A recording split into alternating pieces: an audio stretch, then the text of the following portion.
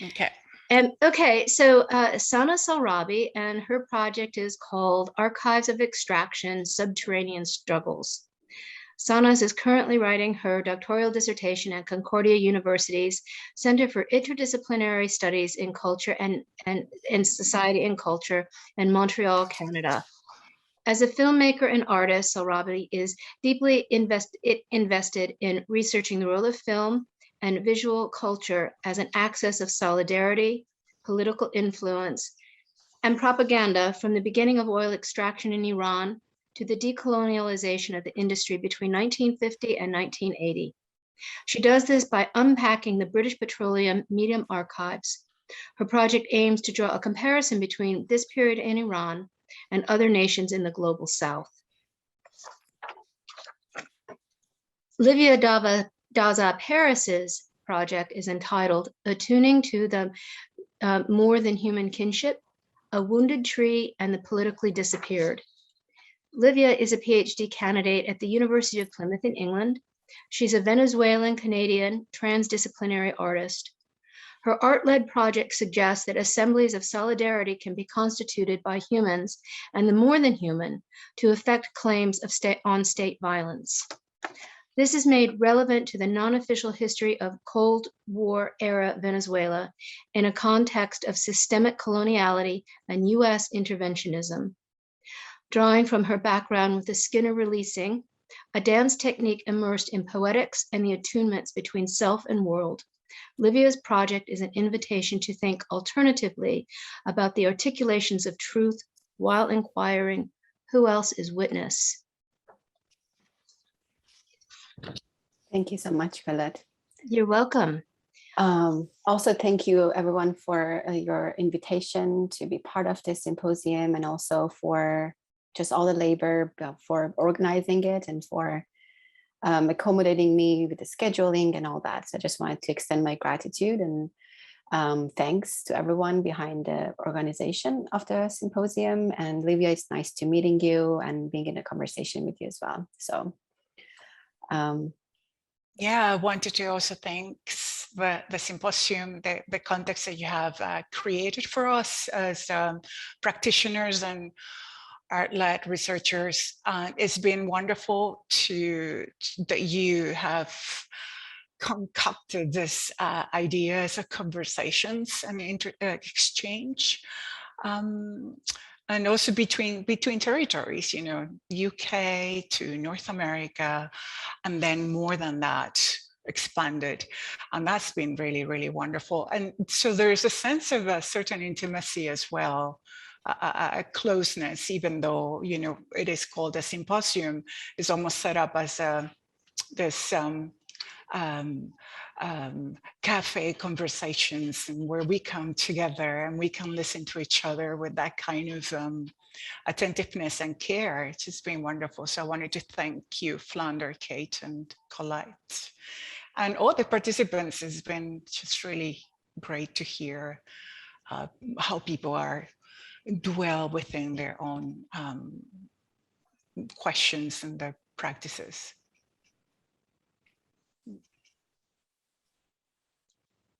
Who do you want to start with the 5 minutes?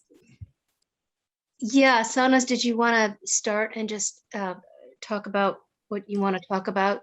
Sure. With the research? Yeah, so I shared a presentation that specifically made for the symposium, a form of a video presentation of the research that I have been doing since 2017 as part of my PhD project, and was a form of field notes that I have been acquiring and making, whether in forms of site visits and observational footage from my archival work, or studio sketches and video excerpts that I've been taking along the way.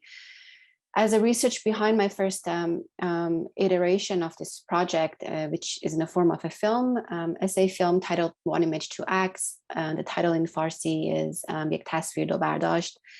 That is the first film in a series of 3 films that I'm imagining for my PhD.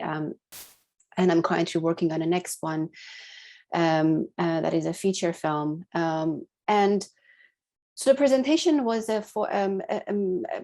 I call it the field notes, rather, for that were taken along the way as I was working with the British Petroleum Archives and the photographic archives mainly, and some of the film archives of the British Petroleum during its operations in Iran in the early 20th century, specifically from its establishment in Iran in 1908 as Anglo-Persian Oil Company, and later BP was sort of officially renamed BP in early 1950s after nationalization of the oil industry.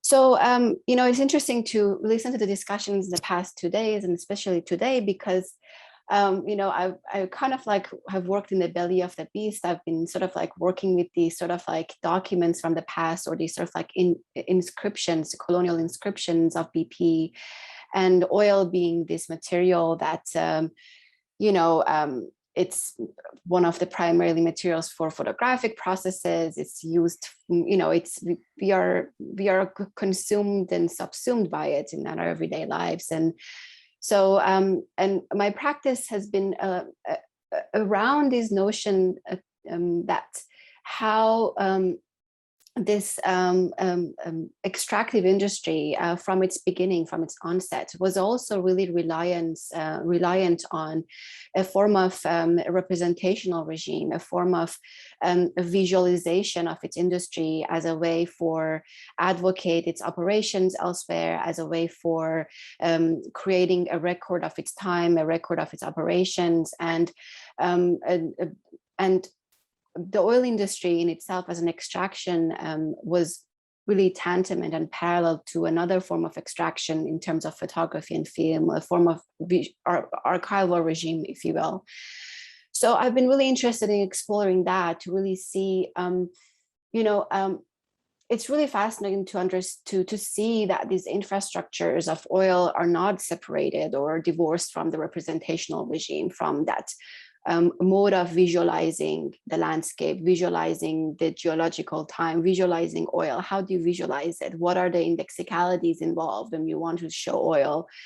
And I've been really interested in exploring that. And my work really revolves around that visual economy of oil, the visual cultures of oil, and how those colonial imaginaries and colonial imaginations were sort of inherited by the states post-nationalization. How did they negotiate that? How did they grapple with that visual economy? Where, you know, how were they reclaimed and renavigated and re-narrativized through different, you know, film culture and different forms of visual culture? So in a way, my work is very much of like a throwback, but at the same time, it's about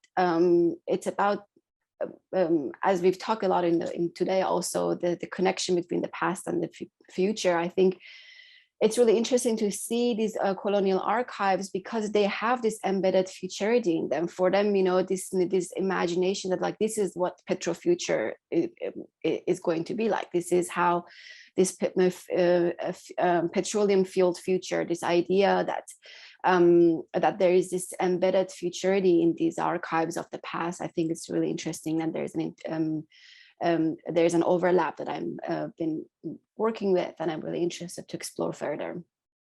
So without hijacking the conversation from the onset, I will pass it to Livia. You're muted, Livia. Thank you.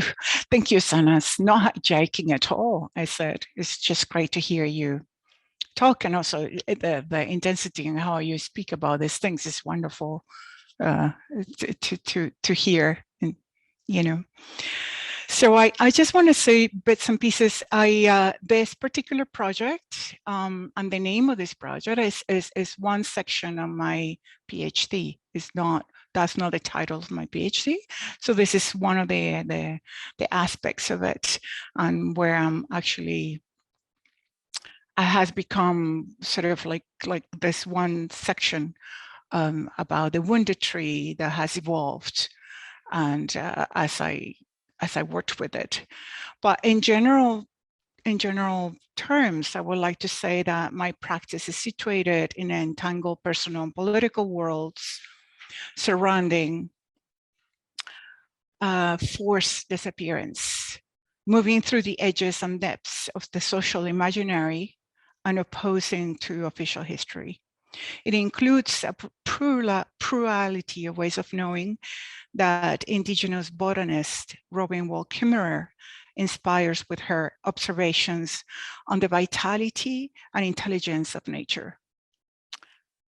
A plurality of ways of knowing happens in my work at various levels: the theoretical framework and my reflective thinking about this, an investigative art inquiry or inquire, the performative and intuitive work with my body and the haptic camera, the participatory practice with the more than human, and what happens viscerally with the process, because as for Mantel writes, emotion, quote, open quote, emotion is always also thought.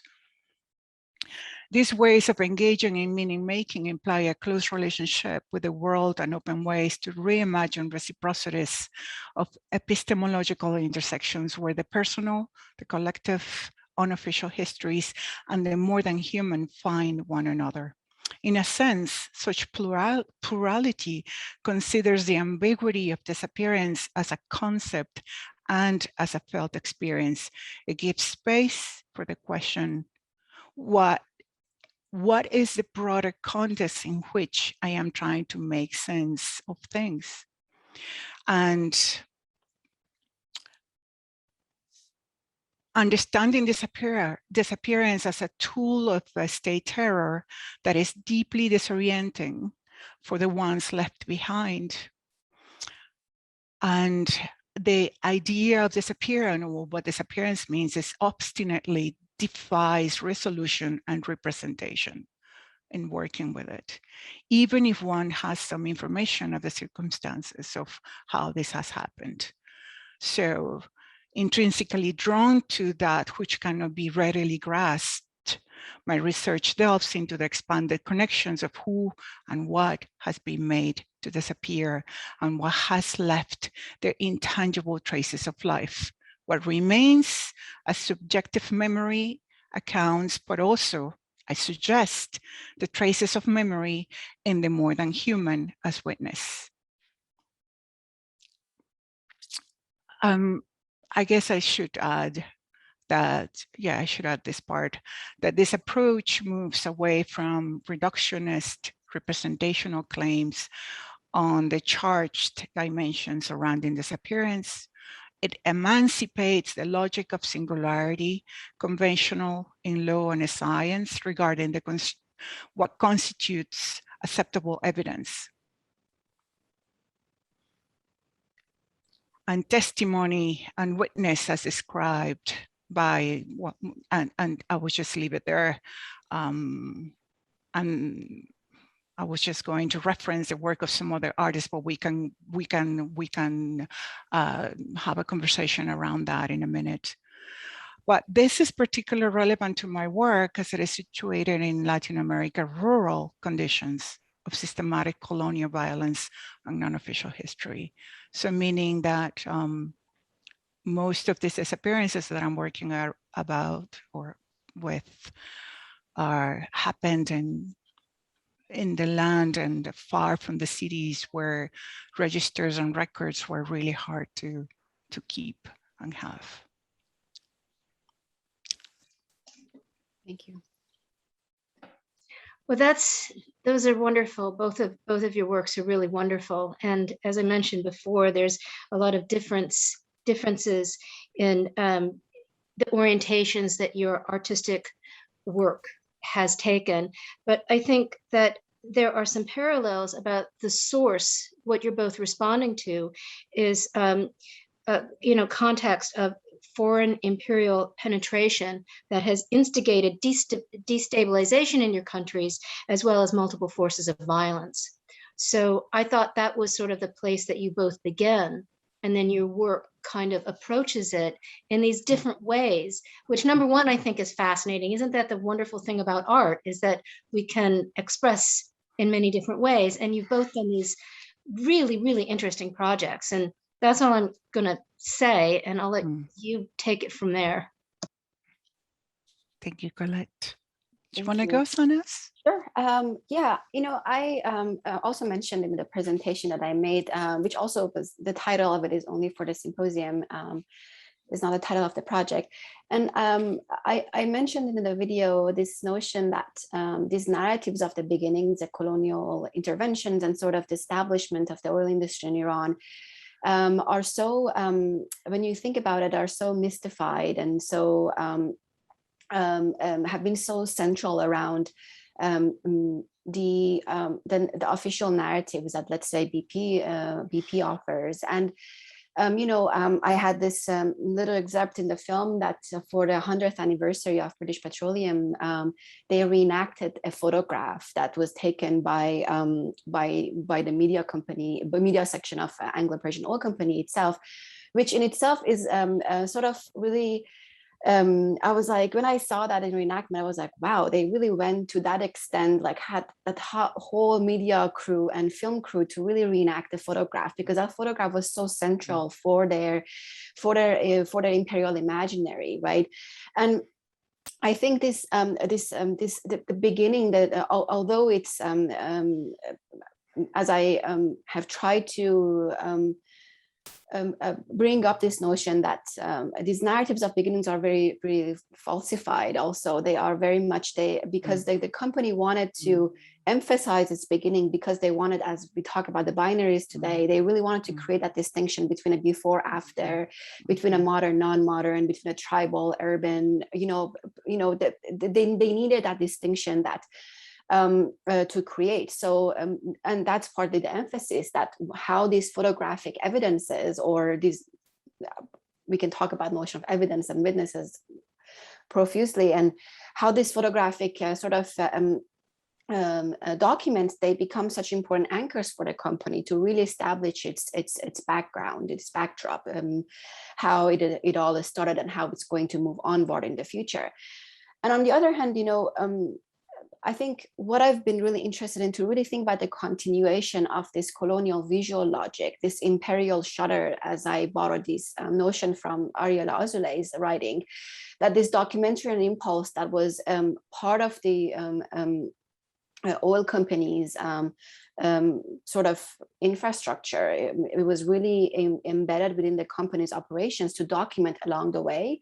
That logic really was inherited by different states that had been sort of occupied and had been sort of like forcibly entangled within this sort of oil industrial complex. In a way, they also inherited that cultural arm of the oil company to document, to make films, to produce photographs, to have this visual culture attached to the oil company. And this notion of petromodernity always had this really emphasis on the visual element and the visual culture to it.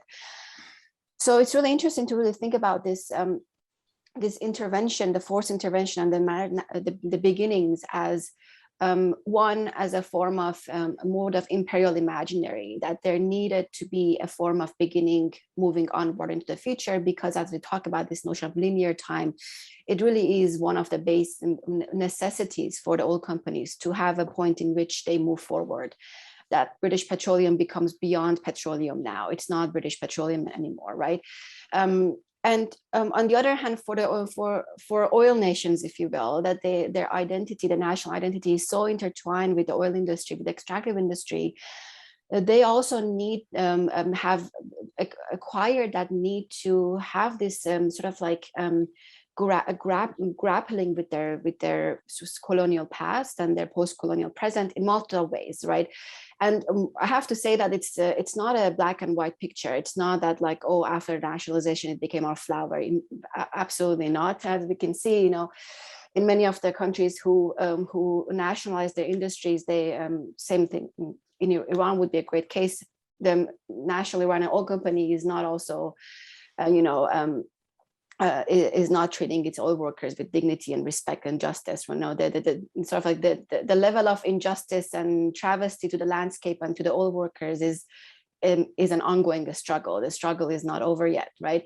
So I think it's also really is important to understand that yes, there is this colonial inheritance of these logics, but at the same time, the struggle is still active, and there's a lot of issues at hand with the industry. So yeah, I just wanted to bring this notion that these beginnings were also documented through this imperial visual logic, this impulse to document, that we're so situated with this an imperial practice of documentation and photography. And they were also, you know, worked through by different nations, oil nations differently, and they all had their own take on these process of narrativizing the beginnings and how they were trying to claim it in their own national narratives. Again, apologies for going way too long. So I just want to go back to your question, Colette. Thank you, Sanaz, also for that information. It reminds me part of the work that I've done, also going to the archives and finding how they documented going to Venezuela to train the military there at some point. But these documents are actually becoming, they're deteriorating because there's no money to maintain them. So I saw them in the NARA archives in Washington, DC, and I filmed there. There's also as part of the non-official history, because they're not open or they're not represented in the public. But just going back to your question, Collector, your observation really, the thing is that for me, this is not really a theme.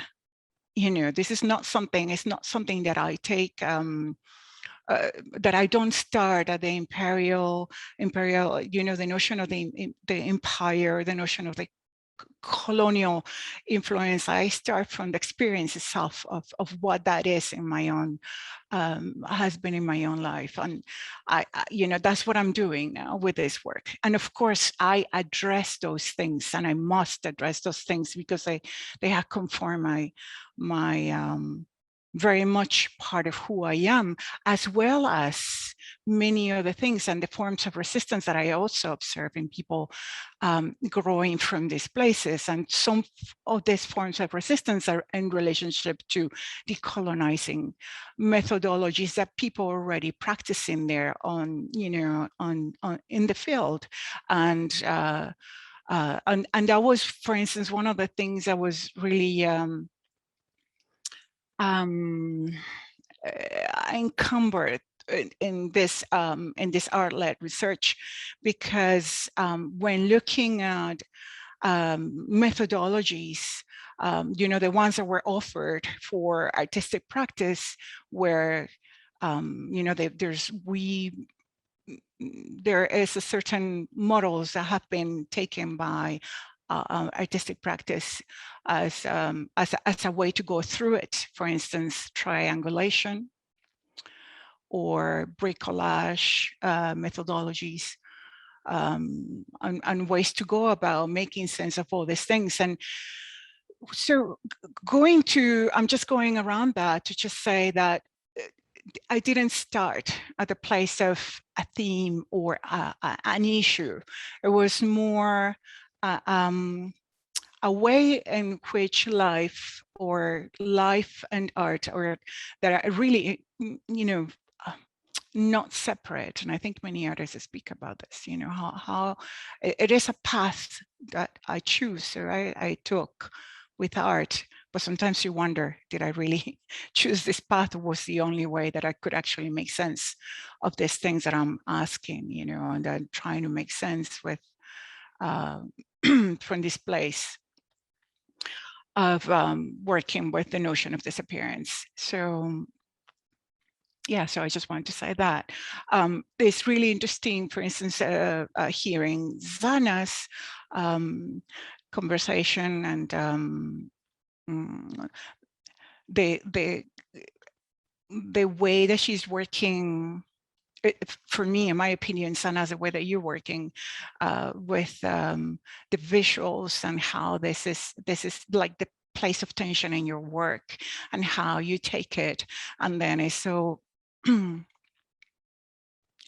my opinion, so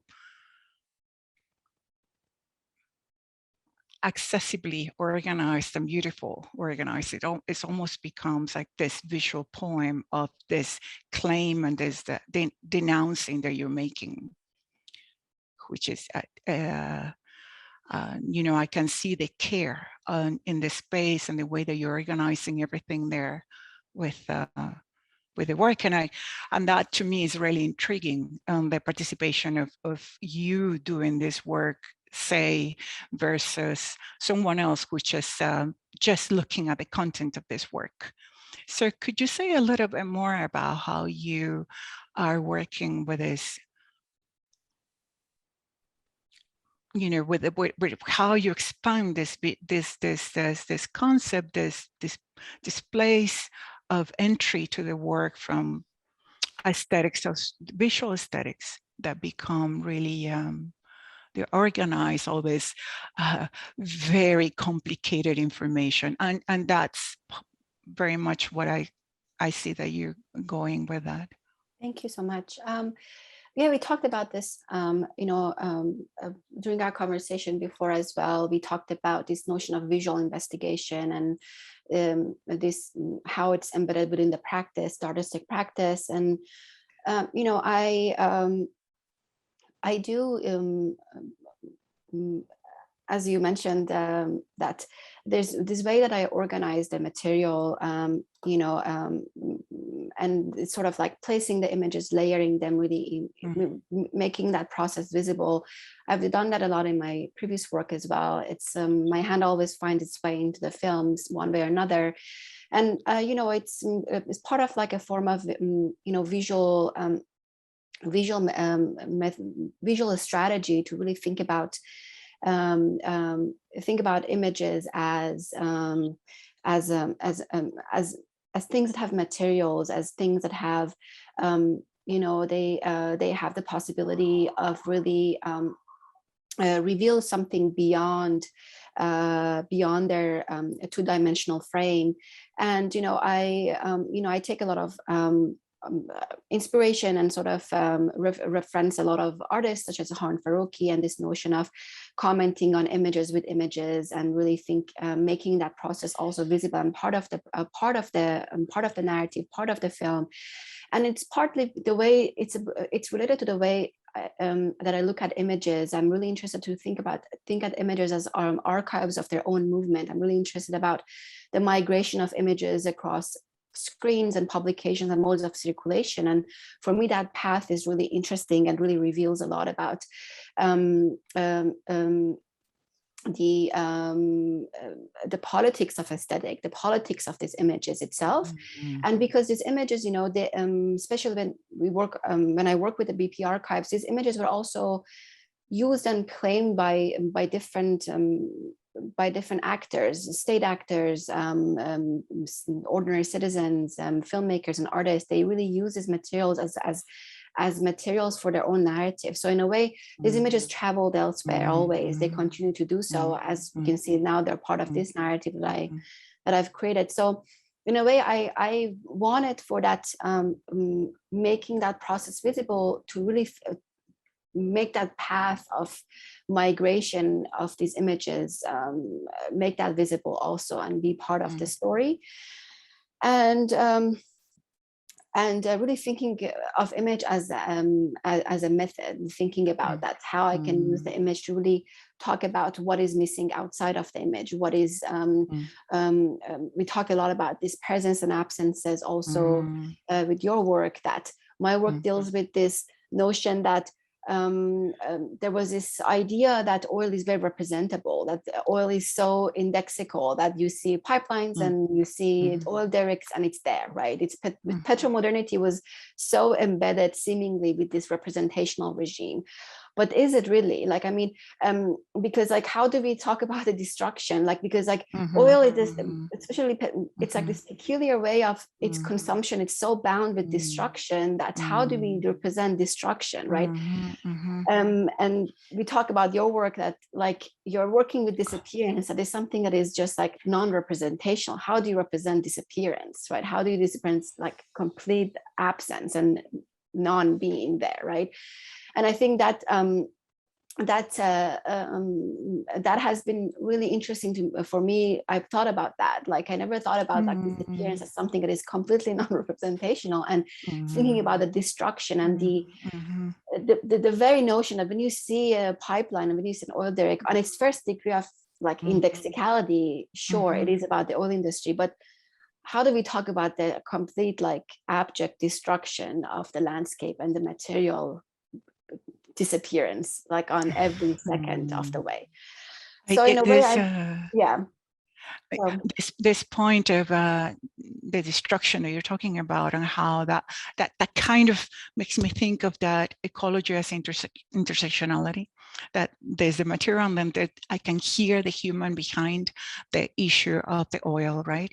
The destruction is beyond, is the oil, is the land, is human, is there's all this different, well, the life, the world that is there. It's not an isolation of just looking at the oil as you know, the source of your focus of a study, and almost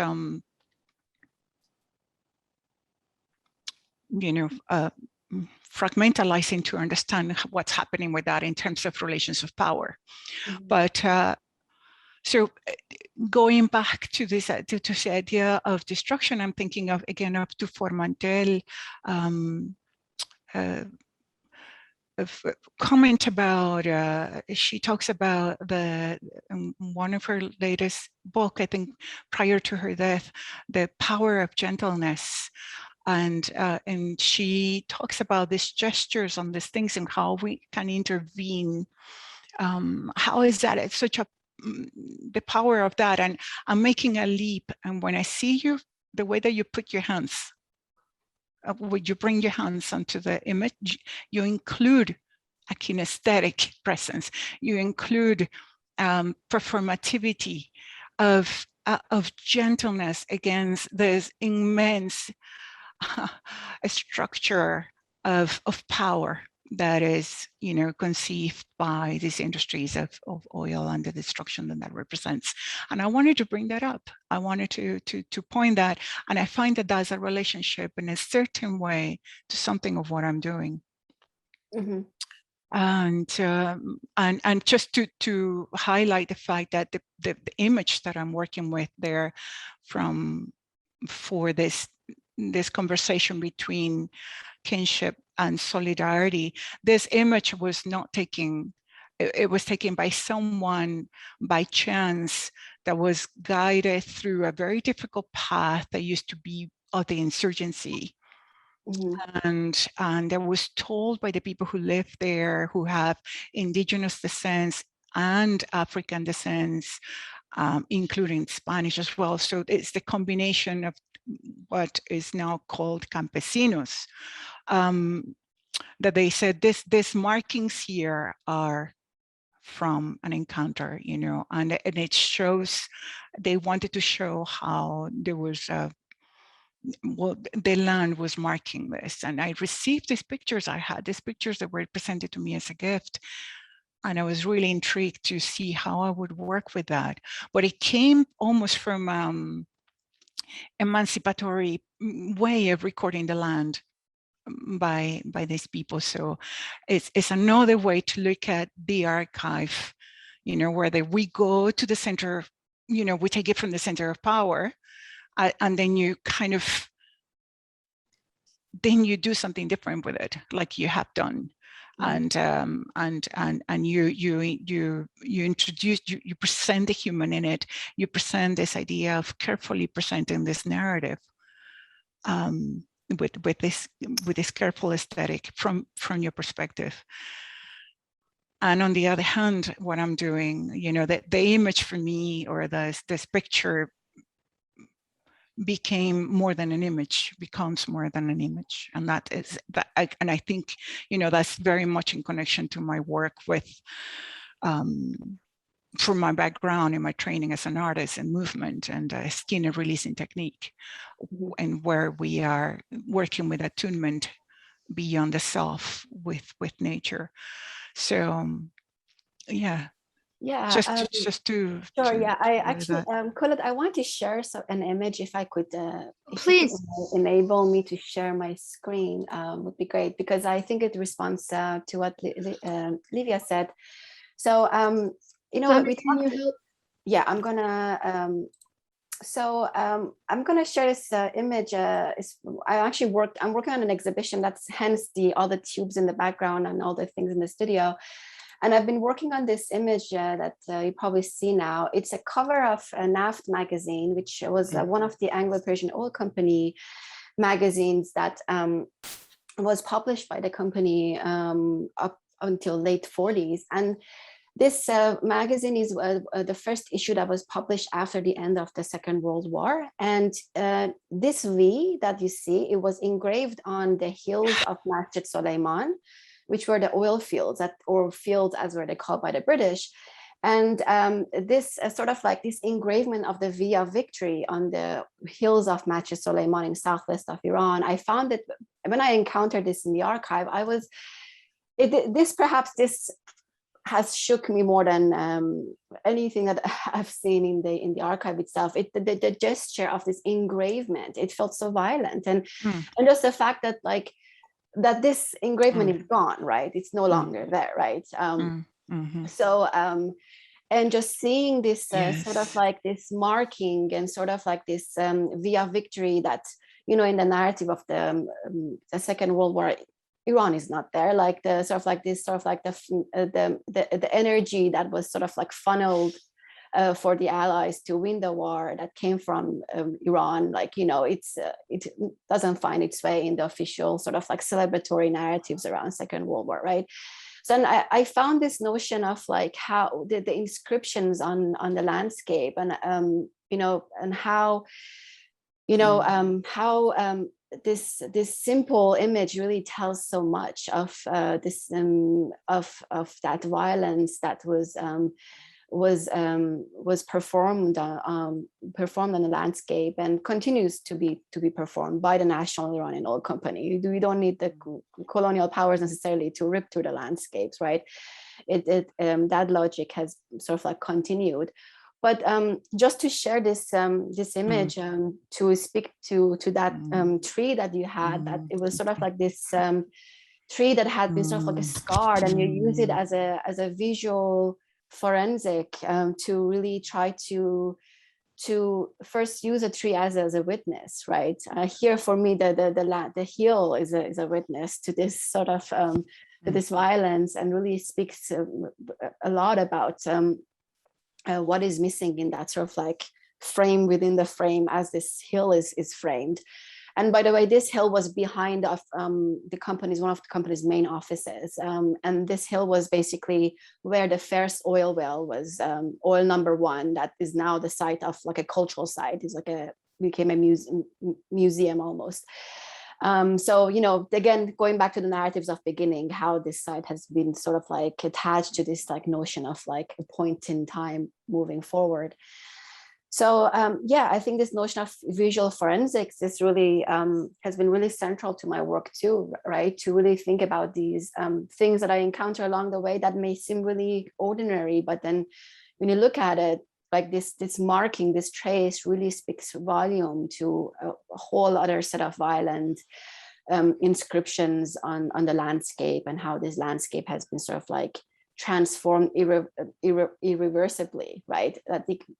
And it's like this sheer loss also. I mean, sometimes like working with the archive is really hard, because like we knowing that there's just like so much loss at hand, that there's completely irreversible, that has been sometimes really it's like these moments that they come and go, this moments of this shock that you realize as you're completely immersed with the work, that like there's just like so much gone basically. But yeah, so I just thought to bring that up as this notion of this visual forensics that I think I use it in my work a lot, but may not necessarily find its way in the final product, but it's really embedded within the process. I'm constantly taking these clues and put signposts along my way as I'm working, and I'm like, oh, this was this inscription on the landscape. how, you know, it's very invisible and it doesn't really show itself. So it's not shouting, look at me, look at this V engraved on this hill. It's just very, very tiny little thing, but speaks a lot to that colonial violence. Thank you for sharing that. These markings on the land again. I think that's in relationship a bit of what I propose, that there is a certain, you know, that there is a memory, and perhaps even, I mean, I speculate that there is a referential communication or referential signaling between the non-human or the more than human, let's say, because I would like to use more that term, as Zoe Todd, artist and scholar from Canada here, and focusing on from an Indigenous ways of knowing, speaks of the more than human as a way to kind of correct this this idea that the human is above everything else. And so I would like to also work with that term more. So the idea of the visual is also very is intriguing, is also a bit problematic in my work, and I find that I fall into this place where to present what I'm doing, I need to use the visual, is more direct to me, say, than sound, I wish, or although it includes sounds and voices and what I hear in observing or sensing, but just sensing our, what I'm trying to say is that the practice really for me, or even as you see the result as a in here, I'm still in conflict, or is problematic. It problematizes this idea of the experience of the attunement to what's happening at that moment, or how even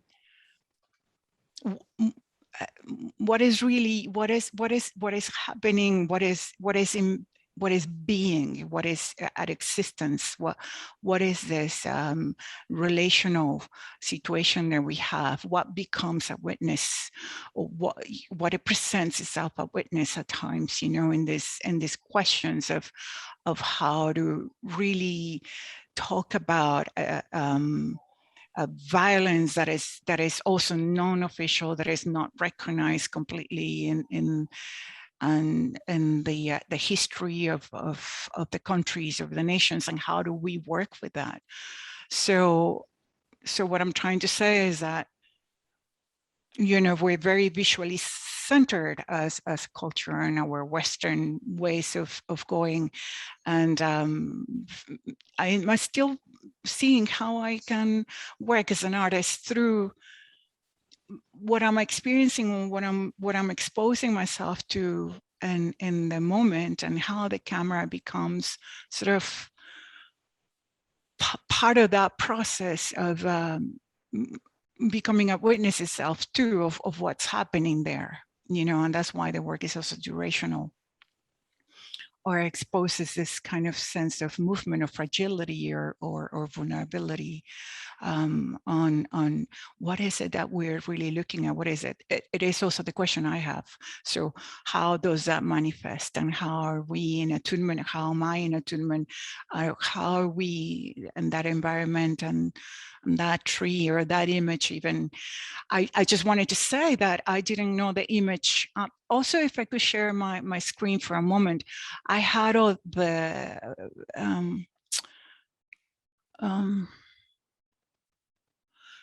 can you see these images? So some of these images were part of what were given to me, and they were in black and white. Can you see them? No. No, not yet. Oh, okay. Oh, I'm the co-host. Okay, so maybe I won't be able to show them. But oh, you should be able to share your screen at this point. I made you co-host when you said that. So I do. I know. Oh, share screen here. Okay, this one. Can you see it now? Yes. Okay. So this is part of that sequence of that I received of the images, and on the bottom of some of the picture of the tree here, it said Seba. Written, it was a digit he gave me a card, and you can see the people moving, and as the path of the insurgency. But I didn't know what the Seba was, or I didn't quite have an idea the magnitude of the tree or anything, but it was so prominent. And you can see the people here going through the ridges. Okay, we can stop sharing now. How do I stop that? Enable. Flounder. You can just stop share on the bottom, and then it will get out of it, just like the red button. That says Right. stop. Yes. Thank you. Okay. So in going through the process and being in the research and with the research, and because I'm far away from Venezuela, I started looking for what I could have, the little things that I had, and that was one of the things that I had. But I couldn't be there, you know, as I wanted to move to be in Venezuela. And then I found out that actually the Seba, and I think this is a part of that, another extension of what attunement is, and it is part of becoming in these worlds that are created between the Seba, the image, the fact that the campesinos led my friend photographer through that path, and then it came to me, this image. At some point, the Seba is a tree, is considered a tree of life. So in opposition to destruction, then you have this tree talking to us and saying, I am the tree of life. I'm the tree where, you know,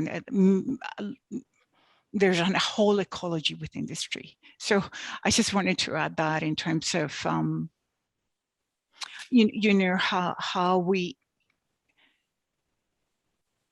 as artists, you know, and now that we have all this technology, I mean, even here, you can hear my voice and we're communicating through voice, but we still, it seems as if everything we're doing is through our eyes or our visual perception. But how can we subvert that? And is there more happening, even as we are looking at things, and even as we are recording things, organizing things in a visual manner? So that's one of the questions that I have with my practice, and I just wanted to say that.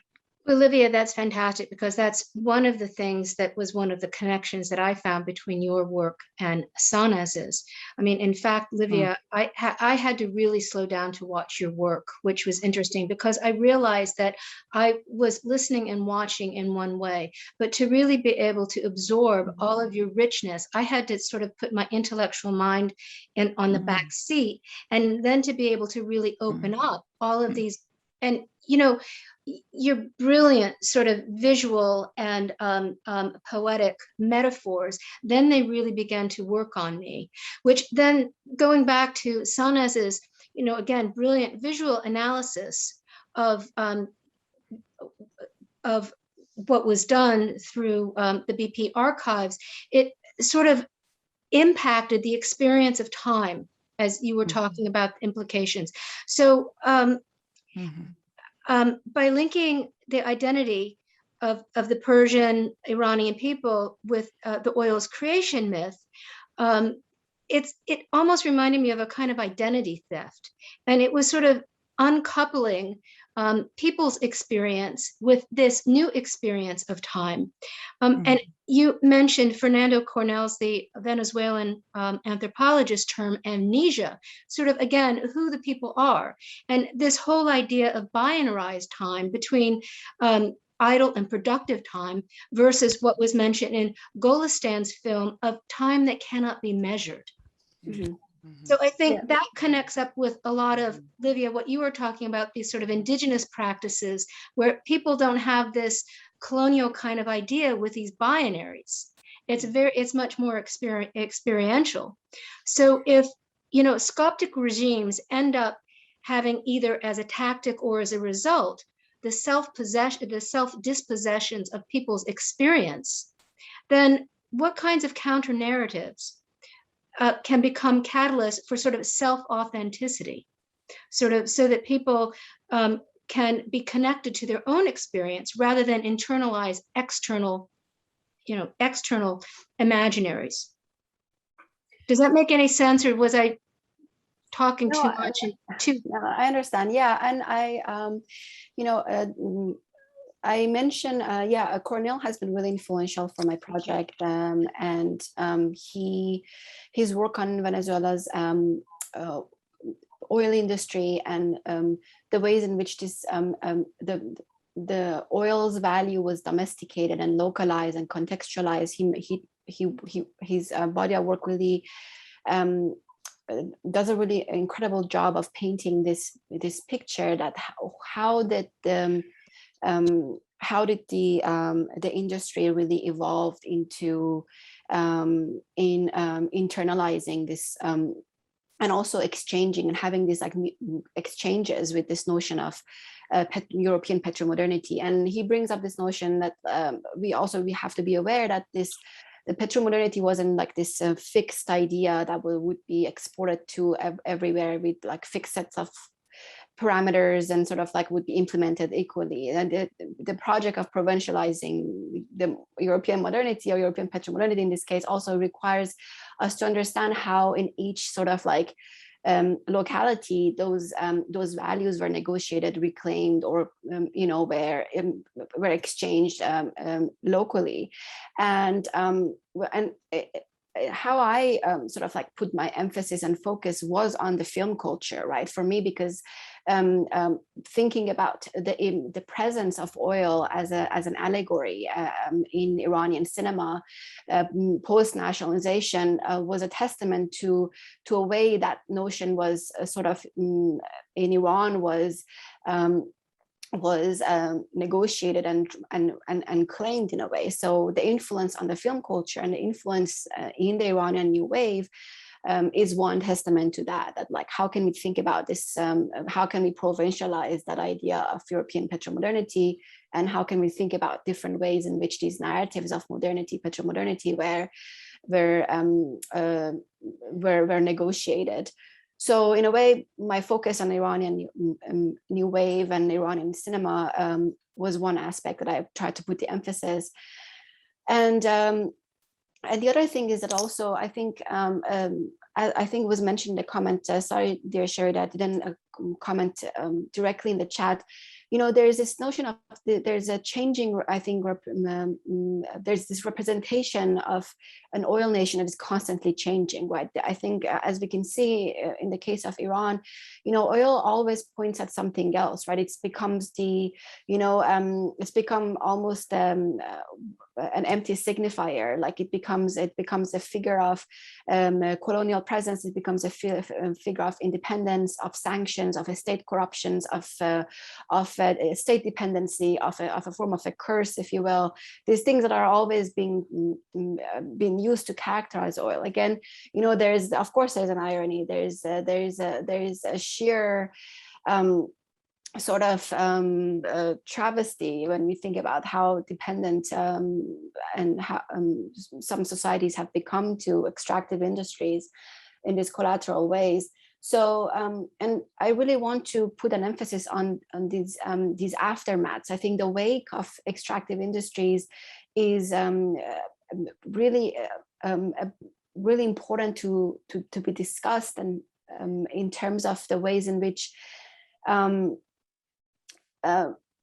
how the nationalized oil industry does not necessarily equate to justice and fairness and sort of like ecological fairness and care for ecology. I think that's also really important to be aware of as I am working with these archives at this moment. I think it's really important to be constantly connected to what is happening in the present moment as well, right? While Iranian in the Iranian oil industry, oil workers are constantly on a strike, right? For terrible wages and for for their pensions not being paid and whatnot. So again, I think it's really important to really understand that how these the wake of the extractive rewrites to answer your question. So I hope I did to some extent. All right, thank you for this. We do have one question from the audience. We'd like to try to get in if Andre's still available. Yeah, Kate has also a question. I don't know if she. Do we have time for both people?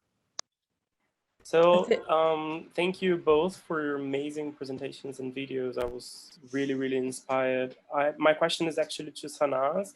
I was watching your video, and I had some questions related to how you operated the research in terms of was it tense, your relation to the BP, because you're making criticism about their archive, and they are a private company. So I wanted to understand how that went, because there's a specific scene which I think relates to the image, to the discussion of the image that you brought right now. There's a scene where you film an exhibition that they made in their own building, I think in central London. And there's like a oh, sorry, my video is not on. Like a timeline of the oil extraction.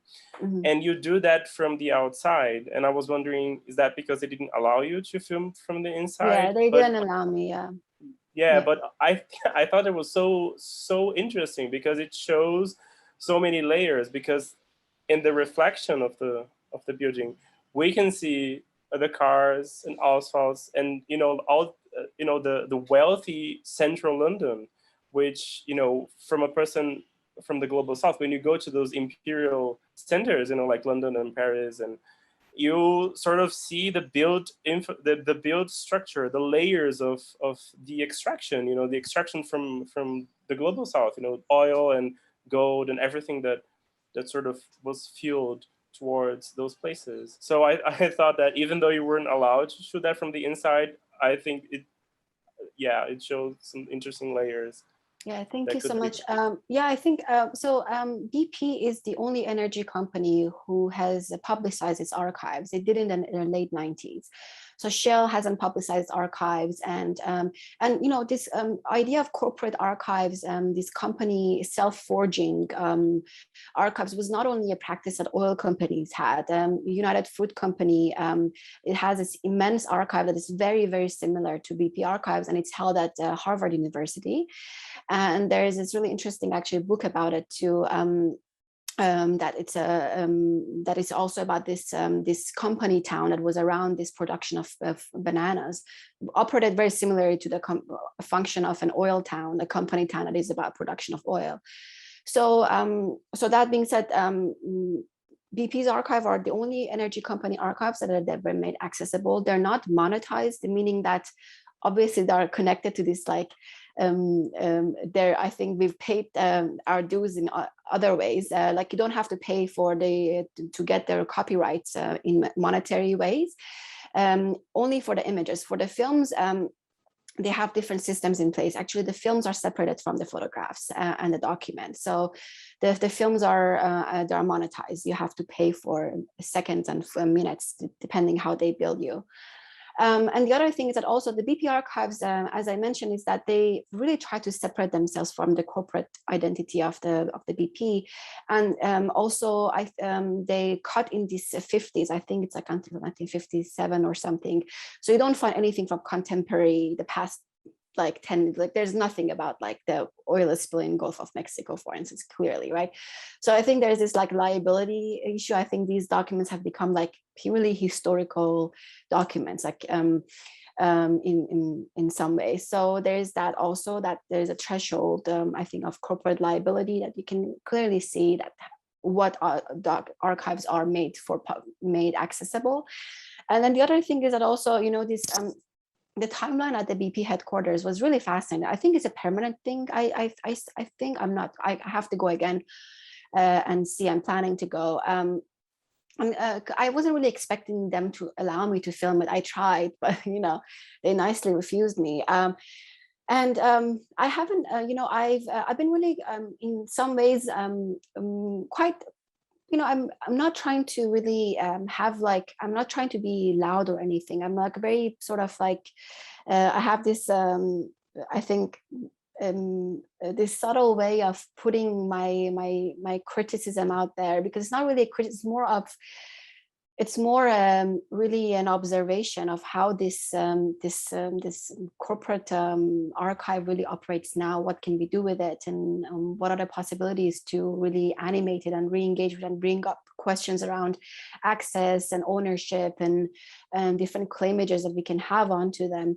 So in a way, it was hard for me to get a hold of them. They're very difficult to get a hold on email. So if you're British, if you have access to be there in present, it's much easier for artists to don't need a visa. They don't need to if you can hop on a train from London, go to Coventry, you can, and go there in person, probably have an easier time to get a hold of the people who are running the archive. It's a relatively small scale archive also. So in a way, they accommodated me to some extent. It was really hard to get a hold of the BP video section, and the film section much harder, almost impossible compared to the other section of the archive.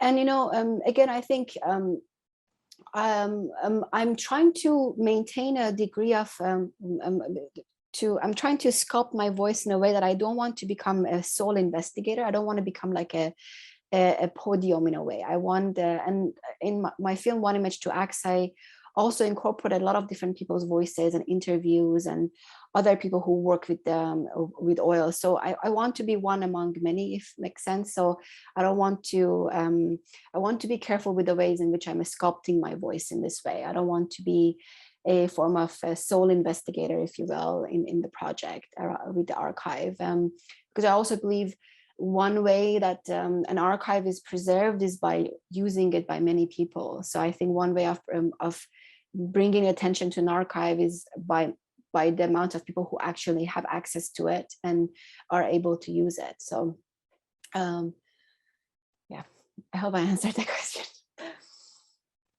Thank you. And Shirid, I also see your hand.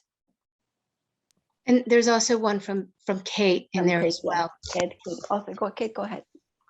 Oh, I'll be really, really brief actually. And one thing I wanted was a request, and that's you both mentioned texts that sound really, really interesting. I think Sanaz, you mentioned the imperial shutter, and I wondered if you would mind dropping that into the chat. And Livia, you mentioned the power of gentleness.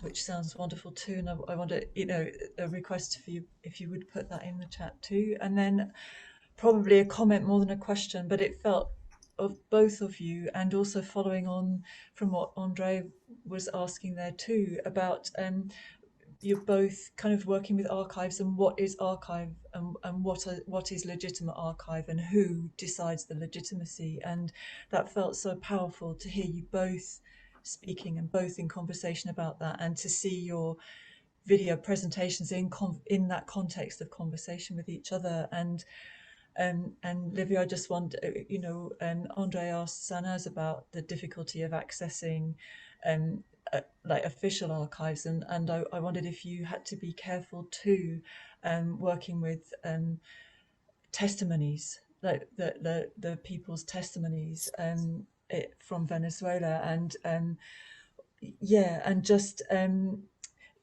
your form of you're both disrupting the archive. I just wanted to say that, like Livia, you're disrupting the archive with the expanded way that you're creating an alternative version of archive, and Sanaz too, disrupting the archive. So there's not really a question, that they're comments of appreciation of your presentations and your conversation, which is so rich. So thank you both. Okay. And we are running short on time, but let's let Shirid get in here. And hi everyone. thank you very much for those two spectacular presentations, Livia and Sanaz. I'm very impressed with the whole notion of how you give visual representation to the lamentation for eco-destruction. And basically what you had to say about these visual images, it's so in rapport with a quote that I came across when I was reading Wilson Harris's essay the other day. It's taken from his essay, entitled The Untamable Cosmos. And it goes like this: a nebulous shine of dew that flashes to speak in a mirror of space. That lightning nebulosity is a vanquished song.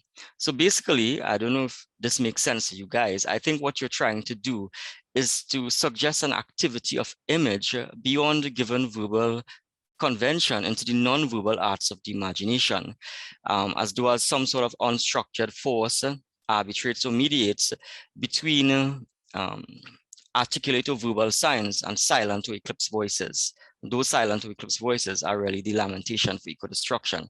So I really hope that makes some sense to you. And, that's my little 2 cents I'd like to share, and because what you're doing is it's so correspondingly, it's so uncannily corresponds to what I'm doing right now. So, I'm good work, Thanks very much. Thank you so much, Reid. Yeah, Livia, do you want to go ahead?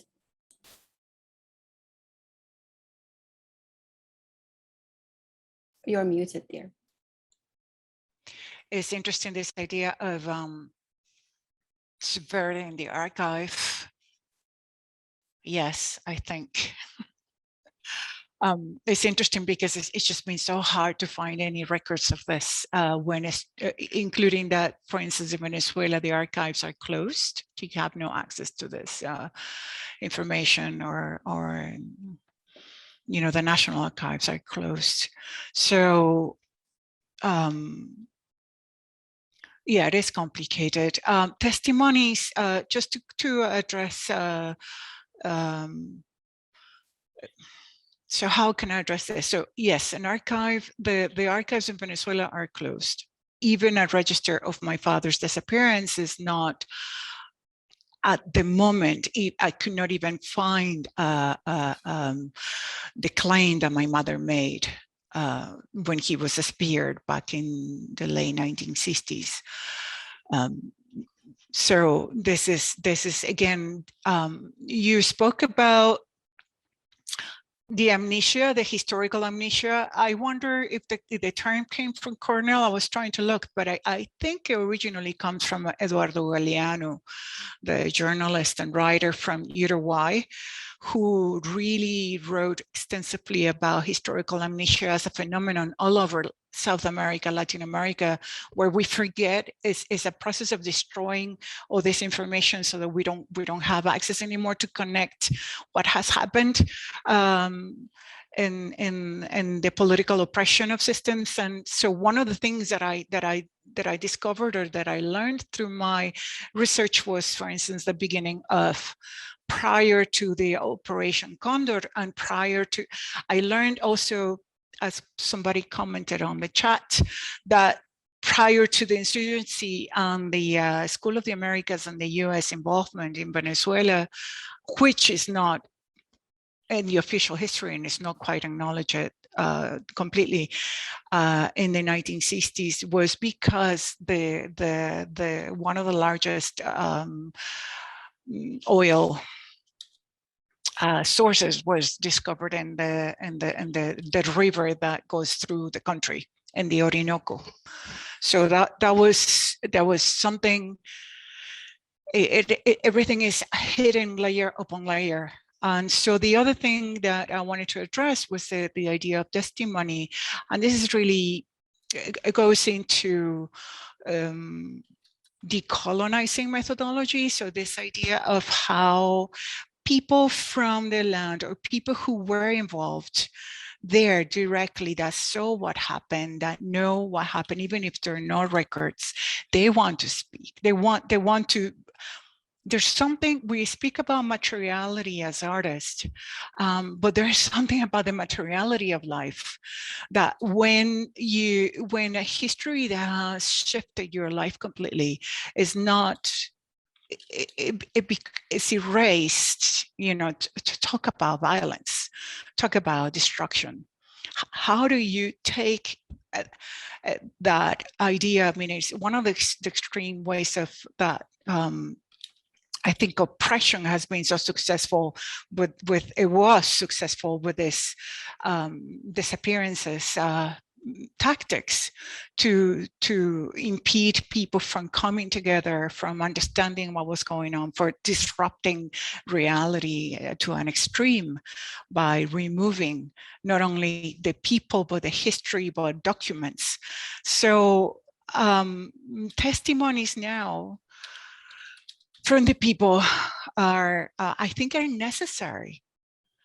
And even if there's a sense of danger around that, I, as a Venezuelan, as someone who's also involved, like directly affected by these things, and yes, there is a sense that this oppression permeates so much of our lives, continues to, as we know, in different ways, geopolitically. It finds different ways to create oppression and destruction, but there's I think that the resistance and the way to create to be present, to almost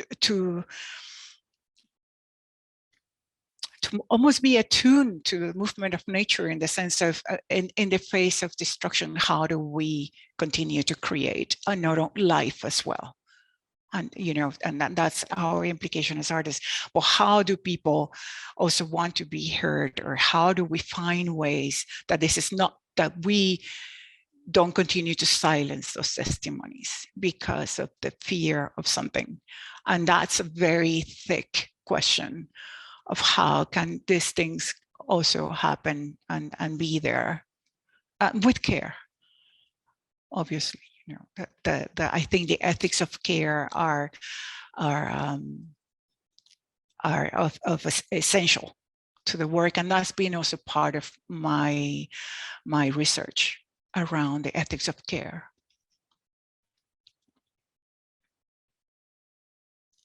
I hope that answers some of your question that you posed, Kate. Thank you, Livia.